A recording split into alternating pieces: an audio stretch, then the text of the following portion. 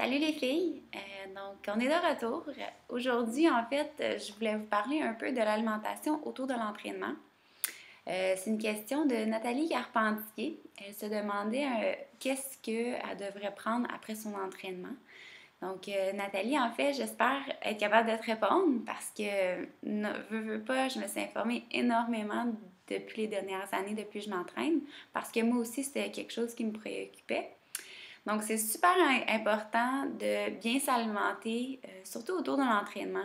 On dépense tellement d'énergie, d'efforts dans l'entraînement, donc il ne faut pas perdre l'opportunité de améliorer, maximiser nos résultats, que ce soit de la perte de poids ou une prise de masse musculaire, c'est super important de bien s'alimenter.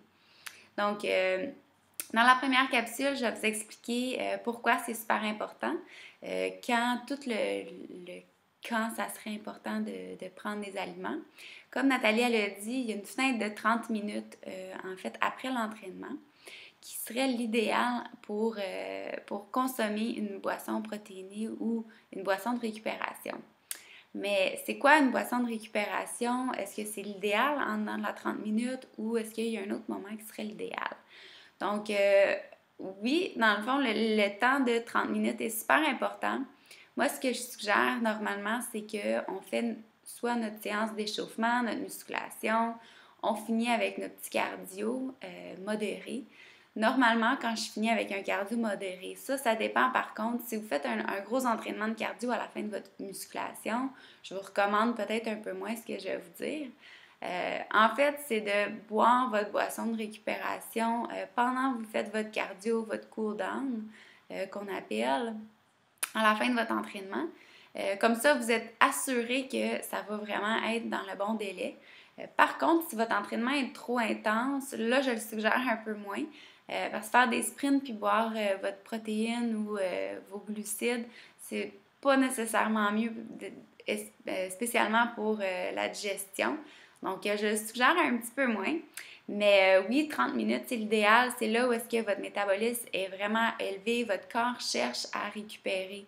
Donc, vous venez de créer un énorme stress en brûlant des calories, en déchirant peut-être des fibres musculaires. Donc, vos muscles ont besoin d'aliments pour récupérer.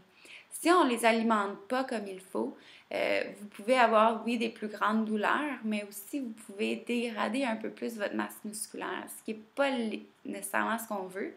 On veut pas, quand on veut faire la masse musculaire, on veut tonifier, on veut brûler plus de calories au repos, etc. On veut être plus efficace, mais de nourrir notre muscle après, c'est ça qui va le rendre encore plus efficace.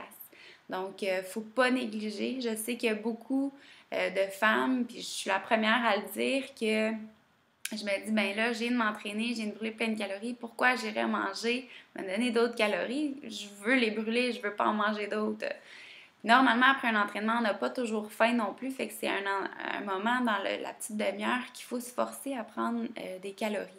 Mais ces calories-là, moi, la façon dont je le vois, c'est que je ne les compte pas dans mon alimentation. Dans le sens que sont nécessaires à ma récupération, sont nécessaires à bien raffermir. Donc, je les compte pas dans le sens que faut que je me dise, OK, ça fait pas partie des calories que je mange à tous les jours, dépendamment là, de la quantité de calories que vous allez prendre après votre entraînement. Ça, c'est une autre chose. Mais c'est super efficace. Puis je pense qu'il y a beaucoup de femmes qu'on néglige beaucoup ça. Les hommes, normalement, ça leur fait plaisir d'ingérer plein de calories parce qu'ils veulent grossir, grossir, grossir.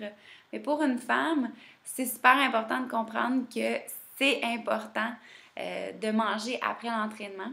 Un autre capsule que je vais faire demain, en fait, c'est au niveau de l'effet compensatoire. Ça va revenir un peu avec le principe de manger. Après l'entraînement, ça peut éviter des grands dommages plus tard dans la journée ou dans la semaine.